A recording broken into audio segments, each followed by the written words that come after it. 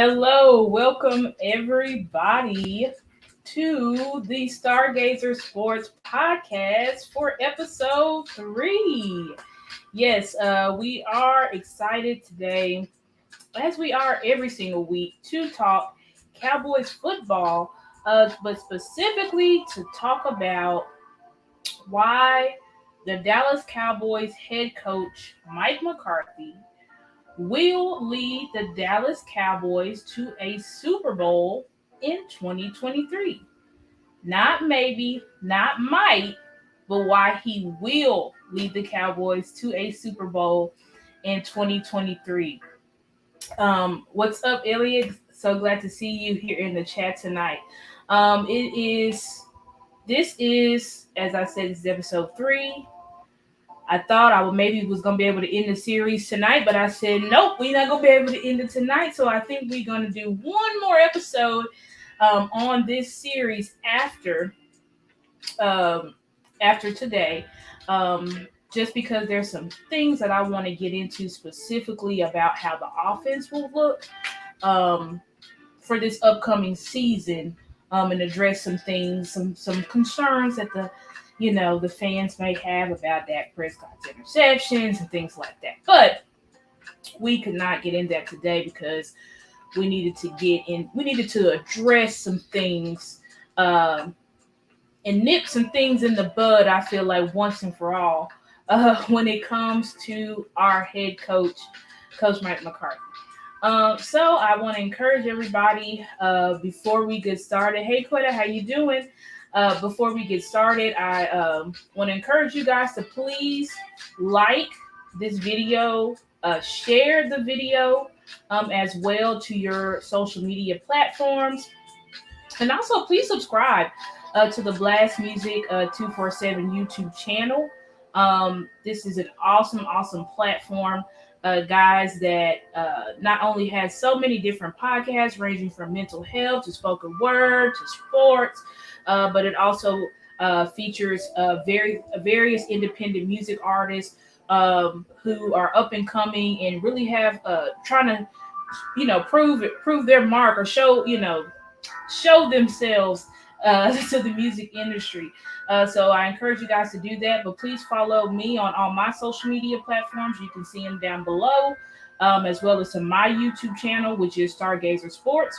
And if you would be so kind to also donate to my channel as well, uh, please donate to my channel, because that gives me the ability. Every penny that you donate helps me upgrade Stargazer. Without further ado, we're going to go ahead and move and get into this presentation today. So let me go ahead and transition and let's get into it. Okay. So, why Mike McCarthy will lead the Dallas Cowboys to a Super Bowl in 2023, part 3. Let's go ahead and get into it. Okay. So last week, if you tuned in, we talked about specifically Mike McCarthy's hiatus, which was when he took a year off in 2019, to kind of reflect and go back over his history, but also update his playbooks.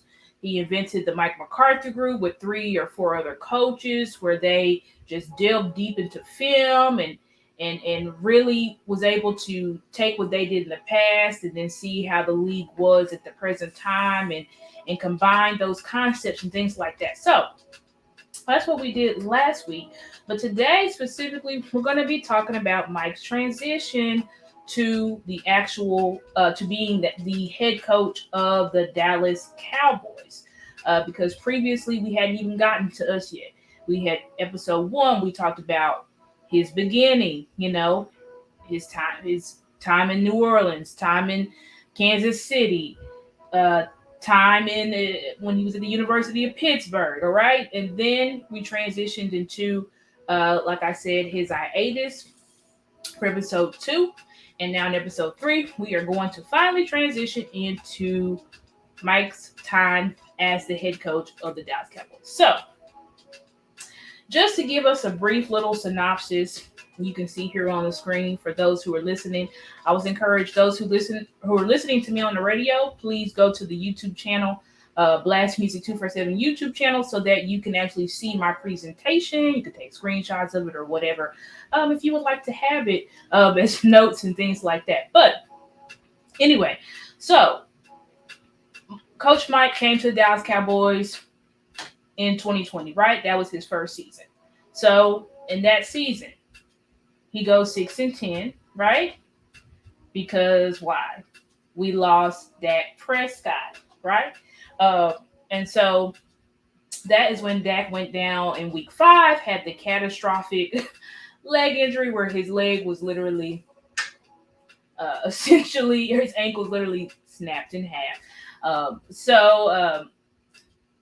And even despite losing Dak for that the whole season, we still were one win away from winning the division and making playoffs. We of course didn't do that because we ended up losing to the Giants the last week, and then y'all remember the Eagles essentially tanked, which then pushed the Washington Commanders into first place. So they're the ones who took the division in 2020. Okay. Then we move on to 2021, where we go 12-5, where despite Dak, remember, Dak was coming off an injury. So that whole offseason, Dak was pretty much rehabbing, right? Didn't really get to do much practice.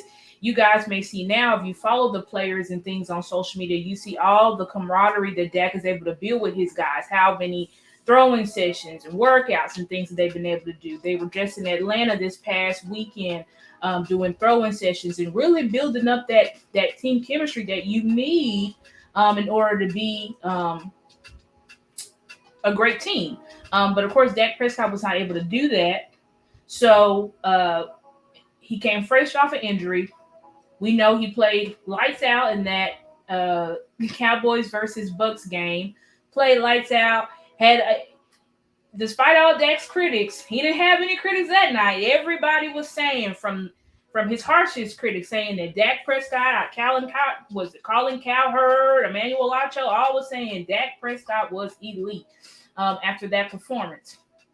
But of course, then we know that Dak faced 2 injuries. He had that shoulder injury leading up into week 1.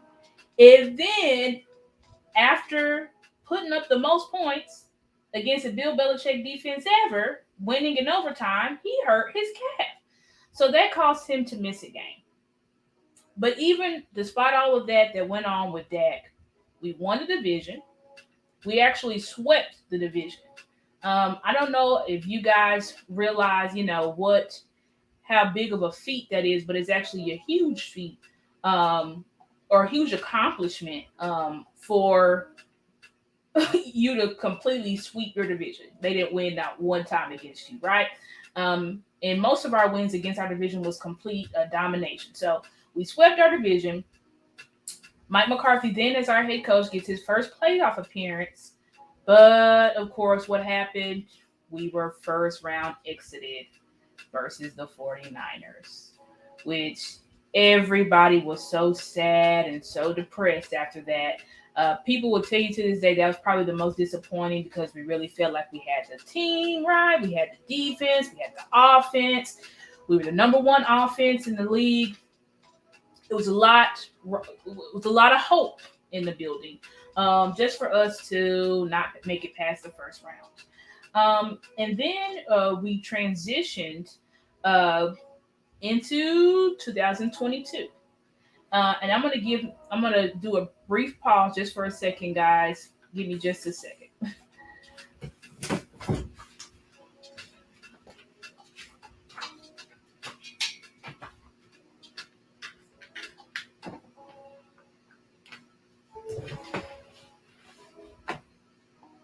Okay, we're back. Sorry, guys. I had to take care of something really fast. But anyway, so Then we transitioned into 2022, right? Where Mike McCarthy goes 12-5 again. Okay? So he goes 12-5 again, despite Dak Prescott missing more time, right? Dak missed 5 games because he ended up getting that thumb injury. And so Mike was able to go 4-1 with his backup QB. This is the reason why I, on my platforms, was advocating for Mike McCarthy to at least be in the running for Coach of the Year. Because everybody knows that when you lose your starting QB, I'll be the first one to admit it. When we lost that, I said our season's over. Flat out. I did not think that we were going to be able to push through and win the way that we did, especially the way the schedule was set up. We had to play the Super Bowl winner and the Super Bowl runner-up early in the season.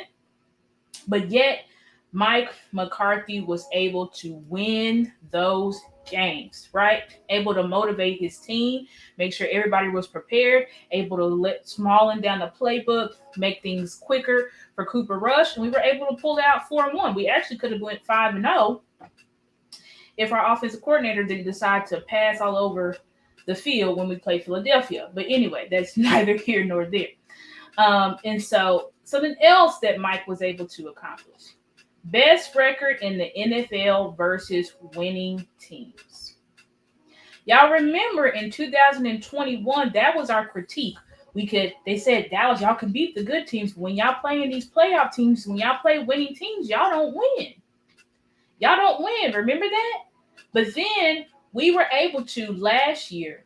Mike was able to secure, right? Mike was able to, with his quarterback going down for 5 weeks, he was able to have the best record versus winning teams in the NFL. Okay? Then we go to the playoffs again. This is the first time that Dallas had 2 back-to-back playoff appearances since the 2006-2007 season. So let me repeat that again. This was the first time that the Dallas Cowboys were able to have 2 back-to-back playoff appearances since 2006 and 2007 season. Okay? And so, granted, we had an uphill battle to win the playoff game that we did. Number one, we had never beaten Tom Brady. And I don't care what y'all say about how the Bucs, they weren't a good team. They weren't that defense was still a top 10 defense. Tom Brady is still Tom Brady. Everybody knows, even when the Bucs won their Super Bowl, remember, they got better going toward the end of the season. It's not like they were on fire all season, right? So, again, Tom Brady is Tom Brady. We had never beaten him. But we go up to Tampa Land, and we destroy the Bucs. Destroyed the Bucs. Dak Prescott had 5 touchdowns, 4 in the air, 1 on the ground. No interceptions. I mean, it was just beautiful, right? It was just a sight to see. It was so beautiful.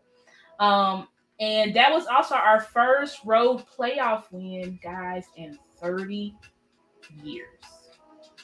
Let that sink in. Under Mike McCarthy.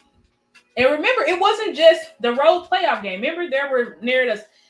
Dallas, we can't win on grass. Y'all remember that? We can't play on grass. We can't win when we wear our, like I got to start on, when we wear our navy blue jerseys. We just can't win. All of those things were a curse. Not only did we play on grass, not only did we wear our navy blue jerseys, right? But we also won. And not just barely won, we won in dominating fashion. Right? So this comes in, I wanted to give us a synopsis, right, of what Mike McCarthy has been able to accomplish and really drive it home in our heads, especially as fans, because as I said, I'm doing this whole series on Mike McCarthy because we need to be having confidence in our coach. Despite what these lists, these BS list that we see put out saying he's the 30th best coach and just crazy stuff. And so we're going to get as well to all the myths that or all the narratives that swirl around our coach, right? And we're gonna bust them. Okay, we're gonna bust some myths about our coach. Okay, but anyway, let's go ahead and get into the next slide. So this is a fun episode because y'all remember that show Mythbusters. And so y'all see, if you're looking on in the YouTube, you'll see how I got the show background and anything. But we're gonna bust some myths for Mike McCarthy. Once and for all, we are going to get some things clear and some things settled. And this is also encouraging for you guys, the fans, as well, so that when you hear people mouthing off about our coach, you can combat them with what? The facts. Exactly. So let's go ahead and get into myth one. So myth one is Mike McCarthy is lazy. What does he do? Right? He doesn't do anything. That was a narrative that was swirling him before he became. Now he is calling the plays. Before he called the plays, that's what everybody wondered. What does he do? We had the fan 105.3, the fan saying we go to practice and we see Dan Quinn, he's working with his guys, and we see Kellen Moore, but Mike McCarthy, what does he do? It doesn't look like he does anything, right? They were saying that about him at training camp and things like that. We'd never seen Mike McCarthy work with the players, talk to the players, all of these things, all of these narratives about Mike McCarthy that he's lazy, okay? But let's bust that myth, right? So since Mike has become the head coach, he has established a winning culture. Okay? Not only has he had back-to-back playoff appearances, right? He's had back-to-back playoff appearances. He's had back-to-back winning seasons despite philosophical differences with his offensive coordinator. And we're going to get into that in just a second. If you're watching on YouTube, you can already see it on here on the slide, the philosophical differences. But anyway, let's keep going. Then Mike McCarthy has completely transformed. So not only a winning culture, but a culture that he has established as a head coach to where his players believe in him, which is huge for any coach. Because in order for a coach to be able to coach his players have to be able to understand and believe in what he's trying to teach them. Okay?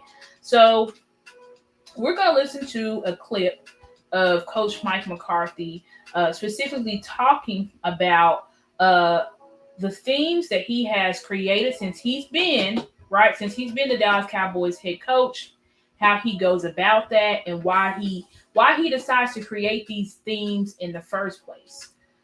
So if you can help us play that clip now, that would be amazing.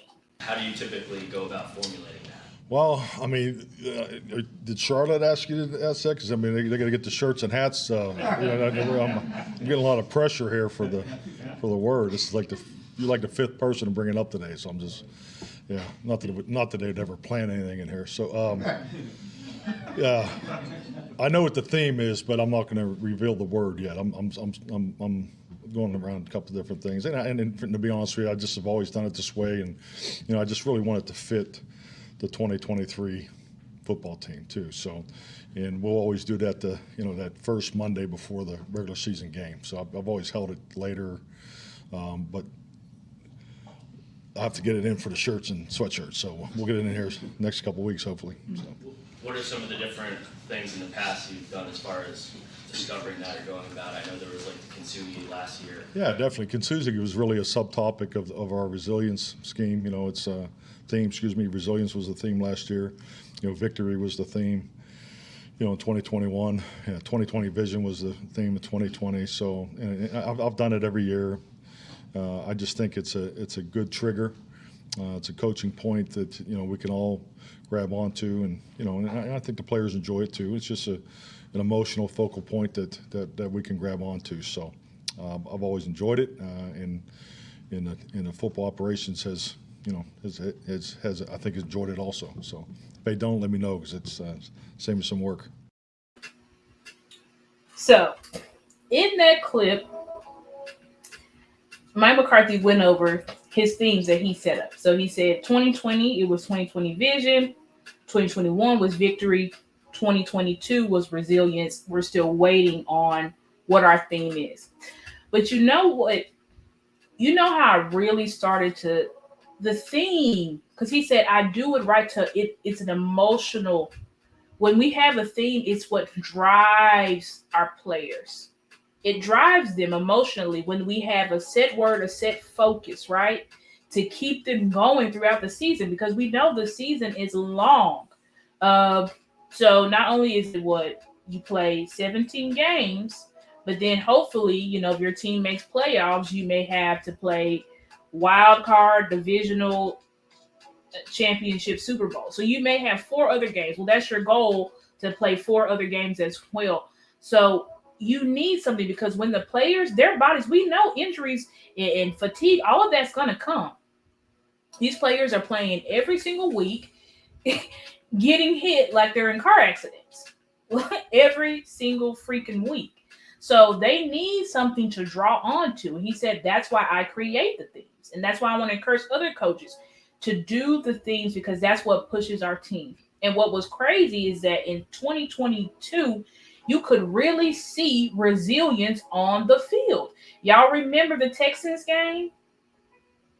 Y'all remember that game where it looked Dak throw the interception at the goal line? It backed up in our own 10. Dak threw the interception. We thought for sure we're going to lose, for sure. But then DeMarcus Lawrence does that key stop. We get the ball back. Dak drives all the way down the field and we win the game. You see moments like that. That resembles resilience, because the players could have easily said, you know what, we got 3 minutes left. It's over. We just need to go ahead and take this L. But never once did the players give up. And we saw that even when we took losses, when we lost in Green Bay, what did we do? Went right up to Vikings land and destroyed them. The Vikings with Justin Jefferson, y'all say is the best wide receiver, right? He's the best wide receiver in football. Didn't score 1 touchdown. They got 3 points. So I'm telling you guys this so that we can see that Mike McCarthy has created a culture, not only a winning culture, which winning culture comes with actually winning games, but also being able to emotionally connect with your team. Okay. Then also, Mike McCarthy is the reason we ran the ball in 2022. I know people like to, because the critique against Kellen Moore is what? He didn't like to run the ball. But then we have the stat nerds. Don't we all love those stat nerds? Stat nerds say, oh, well, look at, we, top 10 in rushing attempts and all of this stuff. So they bring all of this stuff up to defend Kellen Moore. But I want to go ahead and read this excerpt here. I'm going to read this excerpt here. This excerpt is from an article entitled, I Want to Run the Damn Ball. Mike McCarthy outlines surprising vision shift for Cowboys offense in his play calling return. This is a Yahoo Sports article by Jory Epstein that was written in March 2023. So I'm going to read it to you guys. And it says, this is Mike McCarthy speaking. So he says, I've been where Kellen has been, McCarthy said. Kellen wants to light the scoreboard up, but I want to run the damn ball so I can rest my defense. Think, when you're a coordinator, but you're in charge of the offense. Being a head coach and being a play caller, you're a little more in tune. I don't desire to be the number 1 offense in the league. I want to be the number 1 team in the league with the number of wins in the championship. And if we got to give up some production and take care of the ball better to get that, then that's what we'll do. So that pretty much sums up the philosophical differences between Mike McCarthy and Kellen Moore. And there are various Cowboys content creators. I have no shame in my game to shout them out. Boss Cowboys Sports, Jay Tuck from Cowboys Fans Only, was CFO Sports. Those are two guys that really delved into all season how Mike McCarthy and Kellen Moore were not on the same page. So if you would like to hear more or do a deeper dive into that, for sake of time, I can't go deep into it, but there's people who already have. So you can more than welcome to go to those channels and see, the breakdown of those philosophical differences. But anyway, this quote from Mike McCarthy sums it up. Mike McCarthy wanted to run the ball so that the defense could rest. Kellen Moore was so focused on lighting up the scoreboard, getting points, even though that wasn't what was best for our defense. It also wasn't best for our offensive line because you're passing the ball too much and putting pressure. Mike McCarthy, in an interview this past season in a press conference, said, you want your offensive line to go forward, not backwards all game, because that's how injuries result, right? So it's a lot of reasons why Mike McCarthy wanted to. Also, when you run the ball more, you also protect your quarterback. So for those who were so concerned about Dak Prescott's interceptions, there's a reason why Dak had to keep forcing the ball in the tight windows. We had issues with our wide receivers not being able to separate outside of CeeDee Lamb. Noah Brown and Michael Gallup were at the bottom of the league in separation. So there's a lot of issues. There's a lot of issues that were going on between Mike McCarthy and Kellen Moore.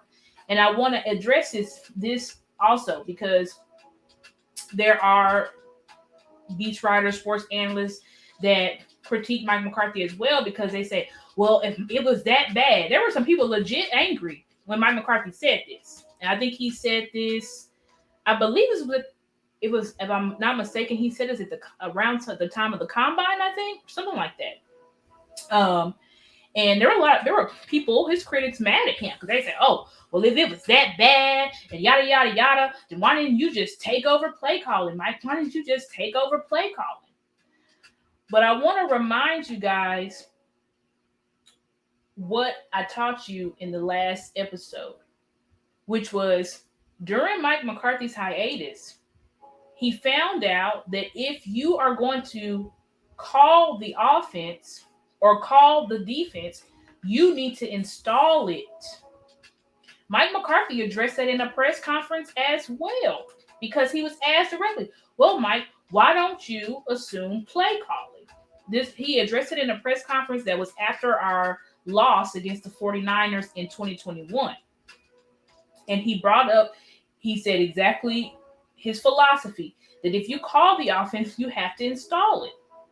Why do you have to install the offense or the defense if you're calling it? Because the players need to know the why. They need to know from you, the play caller, the coach, why are we running these specific plays?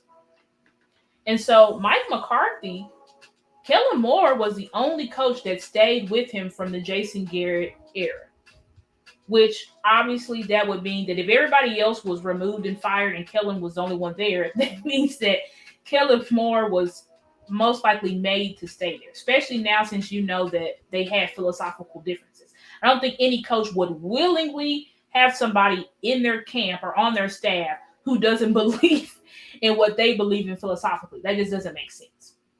So I'm busting this myth that he is lazy. Mike McCarthy is in no way lazy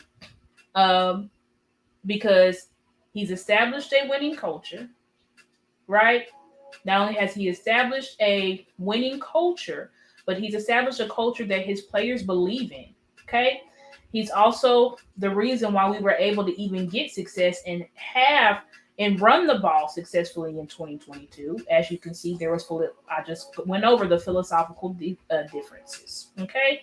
So, and Mike also had called, y'all have to really listen. I keep telling y'all gotta this season, for everybody who's listening to me, please listen to all of the press conferences from Mike McCarthy, from the assistant coaches, because inside those press conferences is where you will really get information that you need in order to be able to understand what's going on. And now I'm going to turn it over to Veep so that we can do our Blast Artist of the Week.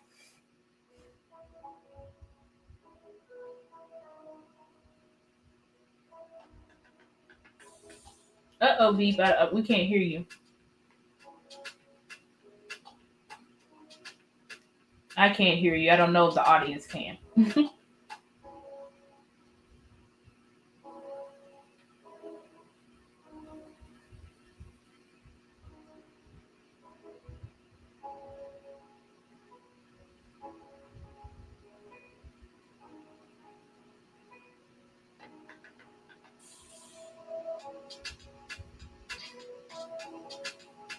You guys forgive us. We're just trying to figure out some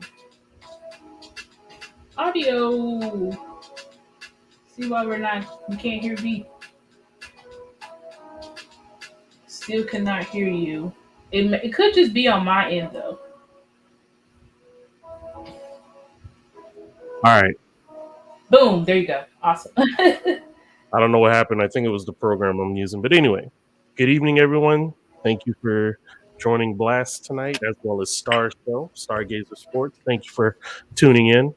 And tonight, Blast Artist of the Week is sponsored by the Lee Law Firm. If you are in the Dallas-Fort Worth area, definitely needing some legal assistance, look up the Lee Law Firm. You can find them on Facebook, as well as after the video.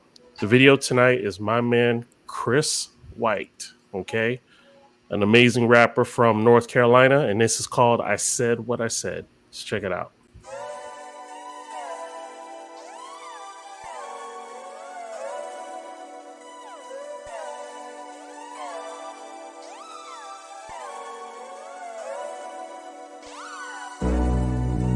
I said what I said. I am not afraid. I'm a manly man, baby, get a dog if you're scared. I said what I said, I'm black like Bernie Mac. I am not afraid, I'm a manly man. Maybe get a dog if you scared. Cats stay on the porch, I only run with thoroughbreds. I said what I said, I'm black like Bernie Mac. I am not afraid, I'm a manly man. Maybe get a dog if you scared. Cats stay on the porch. Dear racism, let me be transparent. No more Mr. Nice Guy. I am not my grandparents. Fed up, enough is enough. Like for real, what's up?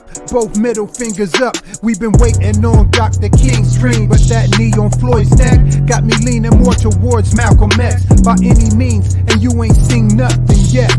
You reap what you sow, so you know what to expect, ho. What you expect, I have supreme intellect. So when I call you out your name, it's with all disrespect. Since you wouldn't heed when we tried a peaceful protest, now we're gonna need you to shut up and cut the check. Too many victims to name, so sick of the attacks, and no amount of reparations could ever bring them back. Now before you fix your mouth to talk about them bootstraps, know this whole mother was built on my ancestors' back. You probably say I'm not a Christian and my words lack tact. So in Jesus' name I pray your grandbabies be black. When you can't sleep and count sheep, I hope they be black. And in your dreams see me kicking this rap at the deep pack. In a room filled with brothers and sisters, we be packed. Screaming wake up, thirsty your coffee and tea black. Like a Tootsie Roll, whatever you think you see black. Ever haunted by the ghosts of those murdered in ski masks. Shame that they had to die to be free at last. Land of the free, huh? We don't believe that trash. No matter how low the price go,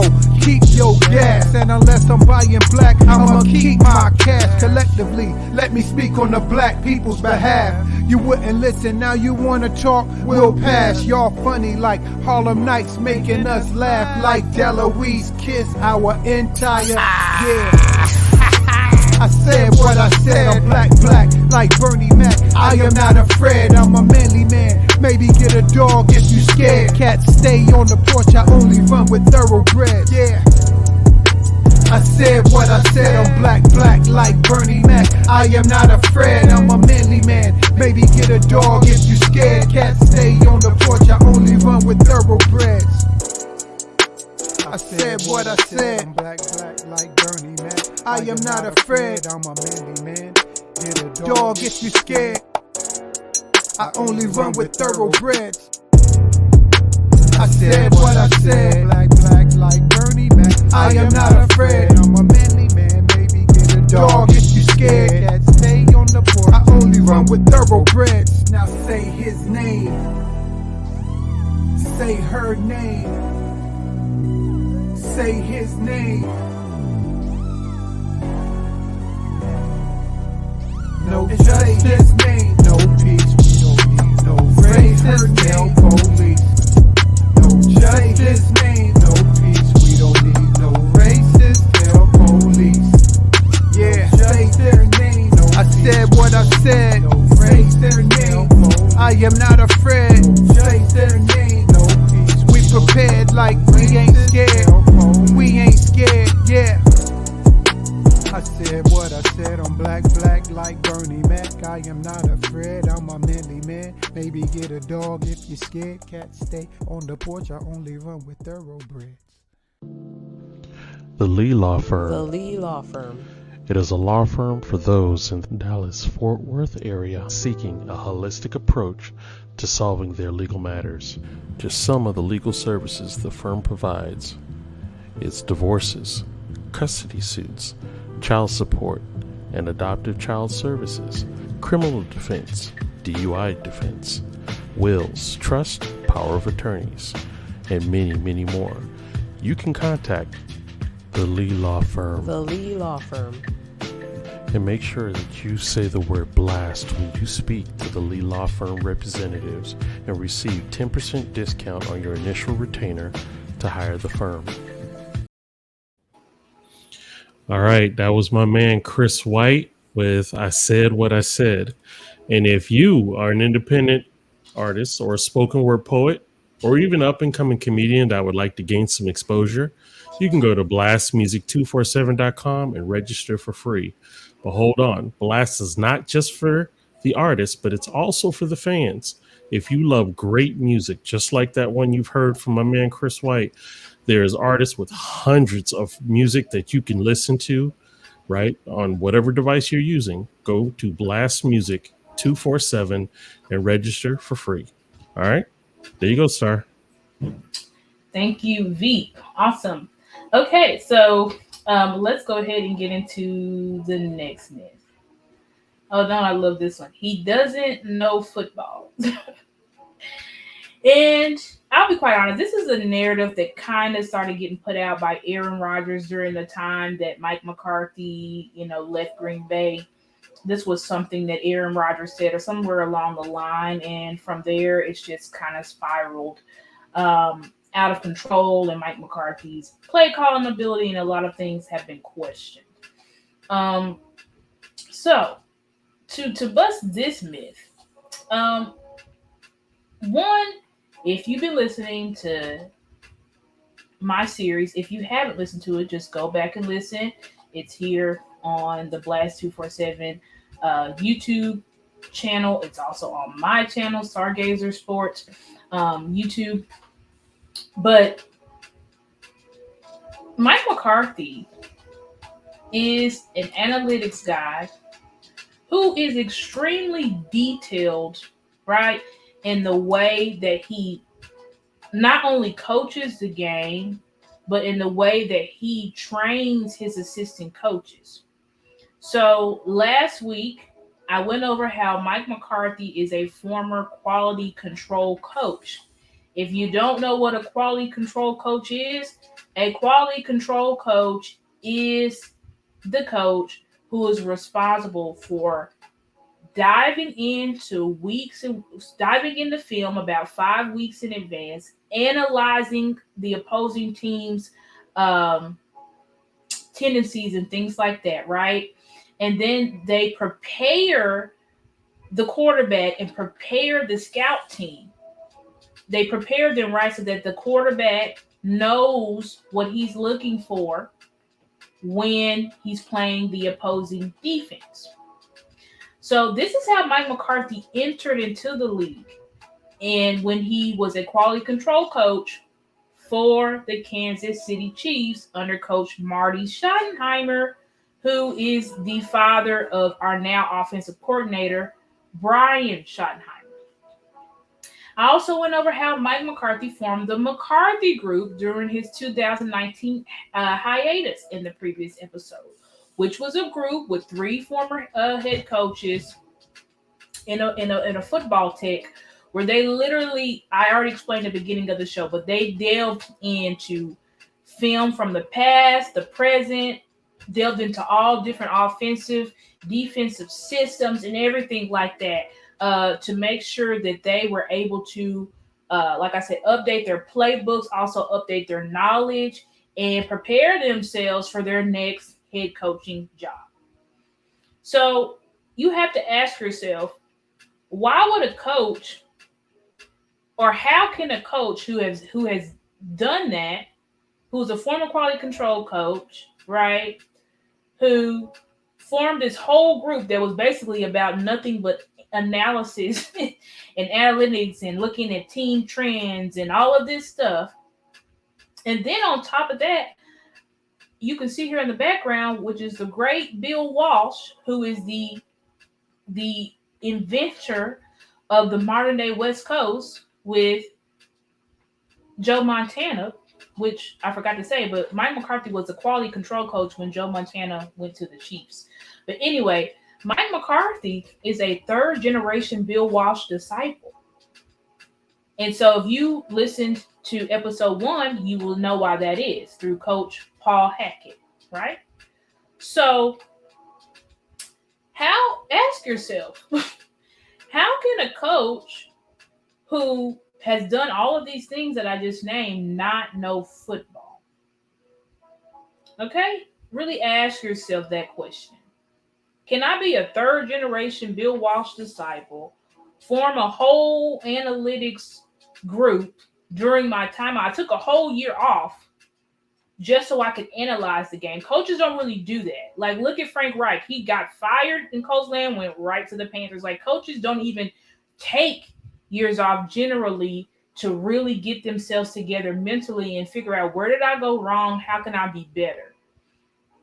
A guy who coached former Hall of Fame, he's coached Brett Favre, he's coached Joe Montana, he's coached Aaron Rodgers, right?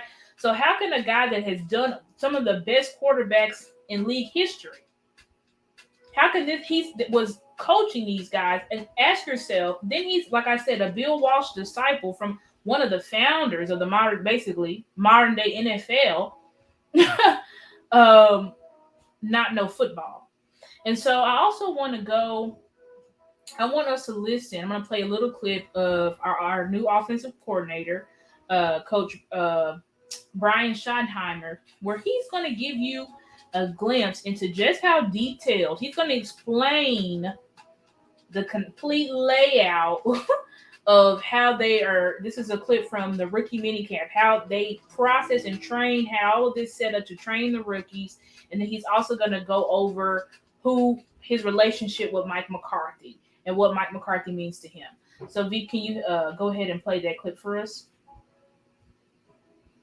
So where are you guys in the process, you and Mike, and putting this thing together offensively and the changes in the last couple months you guys have? Yeah, it's been a grind. It's been fun. As you guys know, look, the system's not broke. I mean, it's not broken. They've won a lot of games here. Mike's been around for that. They've scored a ton of points. I have a ton of respect for Kellen and Nuss and Skip and Philbin and those guys. I mean, I've coached with most of those guys before.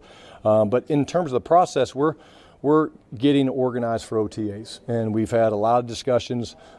It's certainly a starting point. When you put in OTA install 1 and you go through the process, there'll be things maybe in OTA install 1 that might be a little different in training camp install 1. But the way it's set up is pretty cool. They hear it in phase 2 for the first time. So our vets have heard, really, we're 12 concept teach days in. Okay, so a concept teach day is basically where we take a family of plays and install those.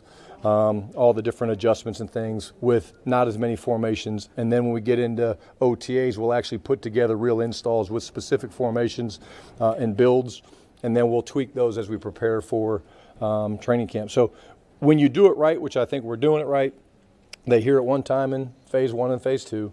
They hear it again in OTAs. They hear it again in minicamp, and then you try to perfect it when you get to training camp. That's at least the goal.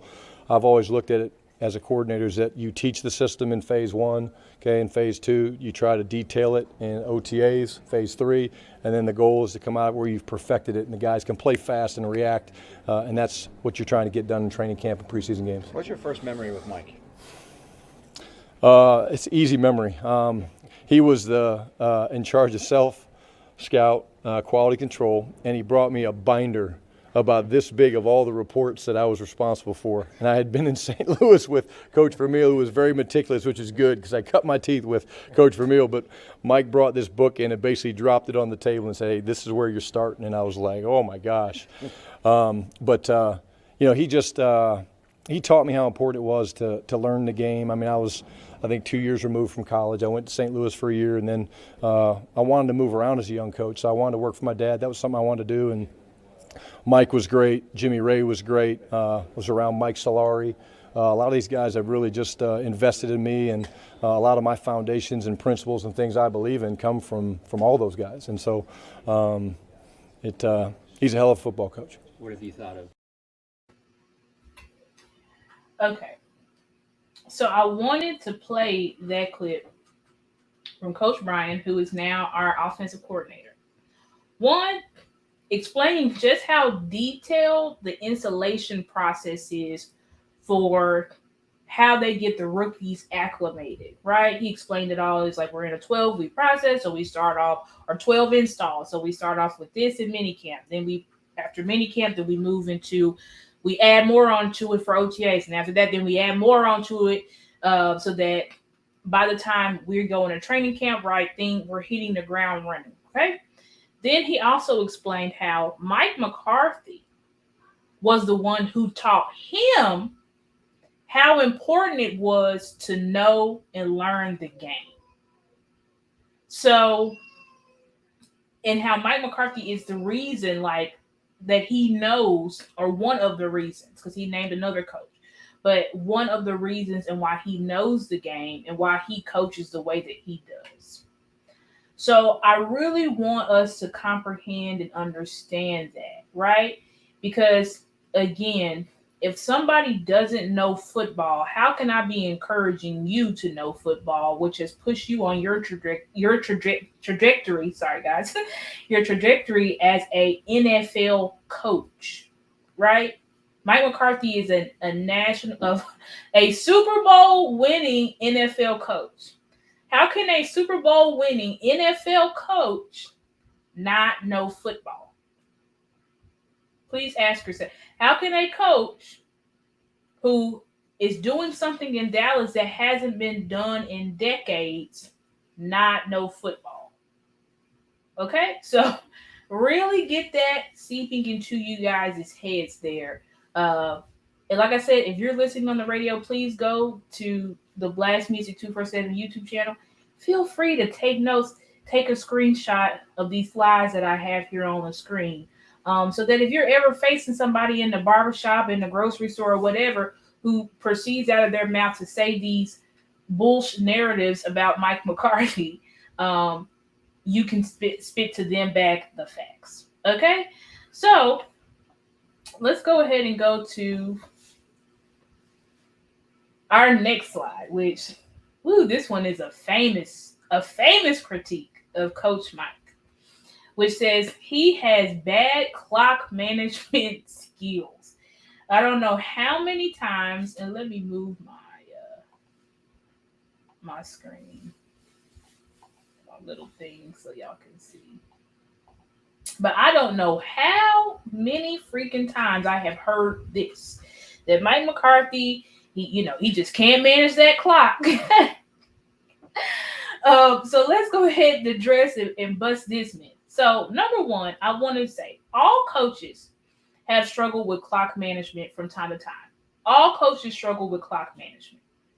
Okay? Like, let's get that straight, because they are having to make decisions during the emotion and the heat of the game under split seconds, right? Like, it's as simple as that. But also, I want to say this. Mike doesn't have any articles written on him about his clock management, besides in 2021, when he got criticized by the way he handled the clock in the Chargers and the Eagles games, both games in which he won, right? But let me tell you, Andy Reid, Bill Belichick, Pete Carroll, I named because these are three, right, great coaches of the modern NFL. I mean, honestly, NFL history, right?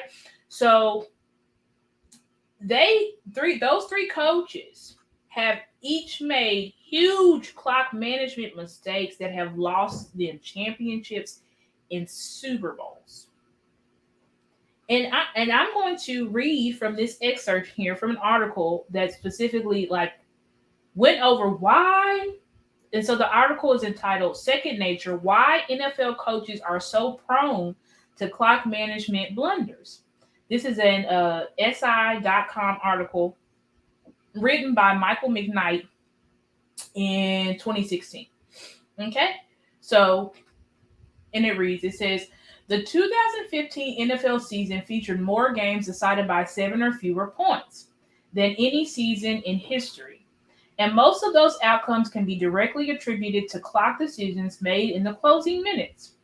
Broncos assistant Joe Camillus, who coaches special teams for the reigning champs and aides in their clock management, was asked recently whether outsiders have any idea how hard it is to grasp the infinite scenarios presented by the clock, the score, and the game situation, and then to make pressurized split-second decisions.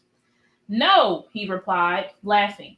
I was talking about it with my father-in-law. The closest comparison we could come up with was an air traffic controller. You've got 1,000 things going on. You're watching 20 planes. Certainly the stakes are higher in that setting, but air traffic controllers don't work under the scrutiny of tens of millions of eyeballs. You can prepare yourself, says Darren Rizzi, the Dolphins' assistant, who'll help new coach Adam Gase with clock-related decisions. But the unpredictability is why I don't think anyone can ever truly master it. Even the best coaches have made mistakes.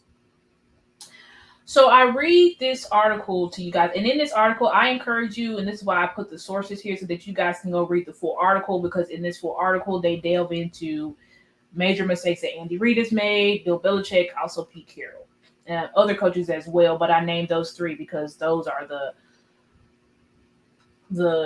three coaches that really stand out to us in their greatness, right, as coaches. I don't think it's even debatable that Andy Reid, Bill Belichick, and Pete Carroll are great coaches. So I wanted to read this article to one, help us realize that all coaches struggle with clock management, including the great ones, right?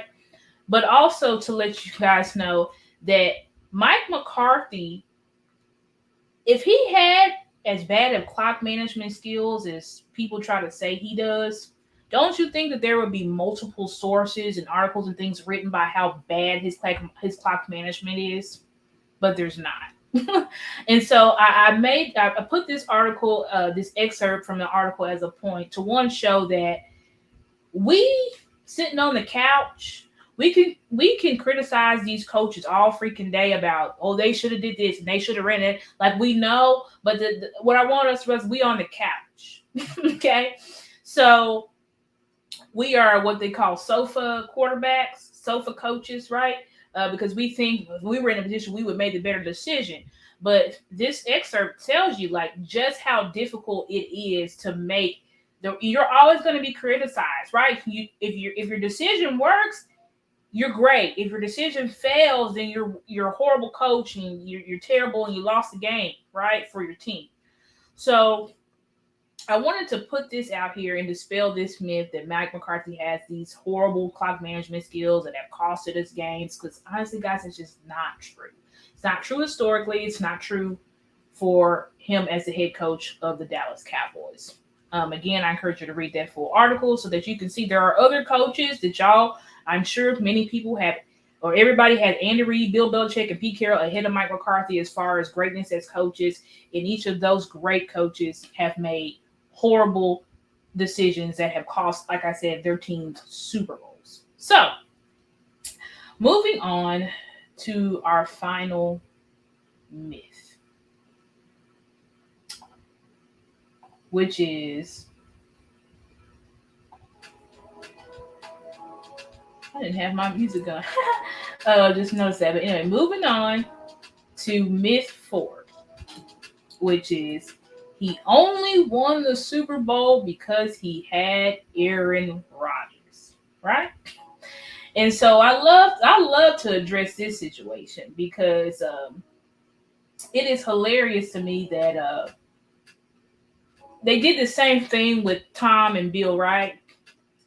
They said Tom only was this because of Bill, and Bill was only this because of Tom. I think what we got to realize is that to win a Super Bowl, it is the head coach. It's also the players, right? So not one makes the other, right? I don't think you can say that, or you can argue that they made each other, or that uh, they needed each other to win the Super Bowl. Well, obviously they did because Aaron Rodgers was Mike McCarthy's quarterback, right? And Mike McCarthy was Aaron Rodgers' coach. But anyway, let's go into this. So it's before Mike McCarthy's departure, Aaron Rodgers won a Super Bowl, had 3 NFC championship appearances, had 2 MVPs. Uh-oh.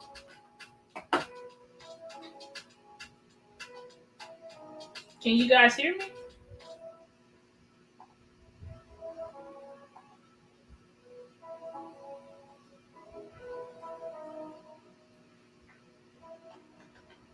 Okay. My screen just went away from me. I'm not sure. I don't know if you guys can still see me on YouTube. Not sure what's going on with that. Hopefully, okay, you guys cannot see me. I don't know what just happened, guys. I don't know what I should do here. No, we're good on all of that. I don't know why would it just go out like that. Oh no. Don't we just love technology? I could possibly go out and come back in, but I don't know how that would affect it. Sorry, guys. Give me just a second to figure this out.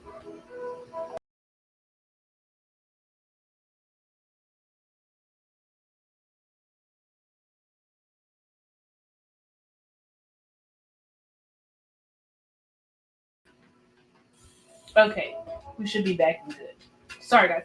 So anyway, before Mike, okay, I went over that.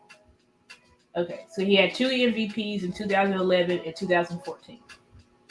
Since Mike McCarthy's departure from Green Bay, Aaron Rodgers has 2 NFC championship appearances, both in which he lost, one to the 49ers, the other one to the Bucks. He has 2 MVPs, right? He won 2 back-to-back MVPs in 2020 and 2021. But he also got his butt put out of Green Bay, and you can see here, sent to the Jets, right, after failing to make playoffs in 2022 season. And he also had a pretty bad season in 2022. Now you can attribute that to his wide receivers and things like that. Granted, I'm not going to argue with it there, but regardless, if anything, it should show you that there's a lot of things that make a quarterback good. So coaching, also the players that he has around him. I want to point this out just for, even though we're not talking about Dak Prescott, we're always kind of talking about Dak Prescott when people criticize Dak.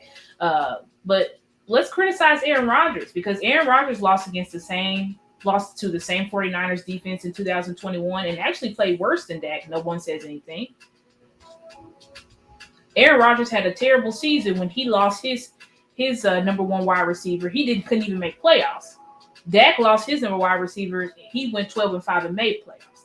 So, and not only made playoffs, but retired Tom Brady. You see what I'm saying here? So, I think we really got to get our head around a lot of these narratives, right? That swirl our team. That's the whole reason that Stargazer Sports exists, is to dispel the narratives around the false narratives, the myths that surround our coach, and that surround our players, and even some myths that surround our front office. Okay. But anyway, guys, so I believe that this live pretty much debunks myth 4, right? Because Aaron Rodgers has not been back, has not won a championship game, and has not been back to the Super Bowl since Mike McCarthy left.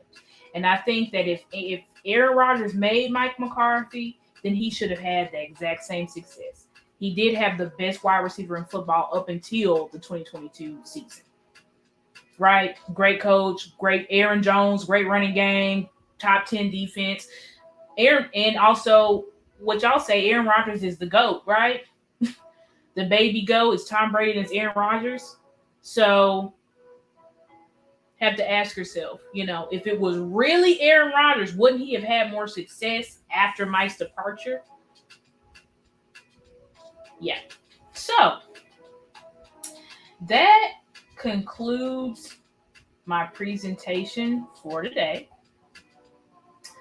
I am really happy and glad for everybody who joined the show today. Hopefully you guys learned some things as we continue on this journey learning about Mike McCarthy and really solidifying our confidence in him as our head coach, and understanding who he is, and having and helping. I hope these episodes are helping us have faith, not blind faith, but actual faith in our coach, knowing that he will lead us to a Super Bowl in 2023. So I want to encourage all Cowboys fans. We really need to be focusing and pushing positive energy toward our team, toward our coach. And I know we might say, well, it doesn't matter what we do and what we think. It absolutely does matter what we do and what we think. Energy is real. Positivity is real. I don't know if you guys are believers or not. It doesn't really matter in the faith. But there's a proverb that says, "As a man thinketh in his heart, so is he." Right? So if you think that your team sucks and your coach sucks and your quarterback sucks and all of these people suck, right? If your front office is terrible, then that's just what they'll be. But if you push positivity towards your team,